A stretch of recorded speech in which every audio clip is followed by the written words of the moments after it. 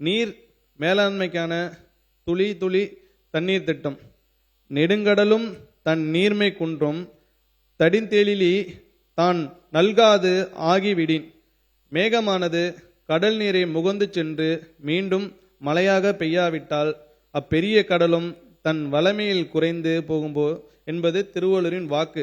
இதன் அடிப்படையில் நீரினை சிக்கனமாக பயன்படுத்த வேண்டியதன் அவசியத்தை உணர்ந்து தமிழ்நாட்டில் நீர் மேலாண்மை மேம்படுத்தி இருக்கும் நீர் ஆதாரங்களை திறம்பட பயன்படுத்தி பயிர் உற்பத்தியை அதிகரிக்கும் நோக்கில் நுண்ணீர் பாசன திட்டம் ஒன்றிய மாநில நிதி பங்களிப்புடன் செயல்படுத்தப்பட்டு வருகிறது. இத்திட்டத்தில் சிறு குறு விவசாயிகளுக்கு 100% மானியமும் இதர விவசாயிகளுக்கு 75% மானியமும் வழங்கப்படுகிறது. அரசின் தொலைநோக்கு திட்டத்தின் ஒரு பகுதியாக 2026-27 ஆண்டில் 2,22,794 ஏக்கரில் 95,000 விவசாயிகள் பயன்பெறும் வகையில் 785 கோடி ரூபாய் நிதி ஒதுக்கீட்டில் இத்திட்டம் செயல்படுத்தப்படும். பனை பாதுகாப்பு இயக்கம். கற்பக விருட்சகம் என்று அழைக்கப்படும் பனைமரம் தமிழர்களின் வாழ்வோடும் வரலாற்றோடும் பின்னி பிணைந்து தமிழ்நாட்டின் மாநில மரமாக திகழ்ந்து வருகிறது. ஏறத்தாழ 3 லட்சம் விவசாய தொழிலாளர் குடும்பங்கள் பனைமரத்தின் வருவாயை வாழ்வாதாரமாக கொண்டுள்ளனர்.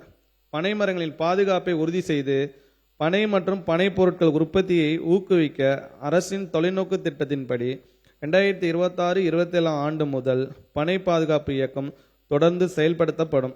இத்திட்டத்தில் பனை மரங்களை வெட்டுவதை முறைப்படுத்துவதற்காக ஏற்கனவே ஏற்படுத்தப்பட்டுள்ள மாவட்ட வட்டார குழுக்கள் முடுக்கிவிடப்பட்டு கண்காணிக்கப்படும். இத்துடன் மதிப்பு கூட்டப்பட்ட பொருட்கள் தயாரிக்கும் கூடங்கள் அமைத்தல், பனை விதைகள், பனக்கன்றுகள் விநியோகம், பனை பொருள் வளர்ச்சி வாரியத்தினால் பனை மதிப்பு கூட்டப்பட்ட பொருட்கள், பனை ஓலை பொருட்கள் தயாரிப்பதற்கான பயிற்சியும் அதற்கான உபகரணங்களும் வழங்குதல் முதலிய திட்டக்கூறுகள் 2,10,00,000 ரூபாய் மாநில நிதி ஒதுக்கீட்டில் செயல்படுத்தப்படும்.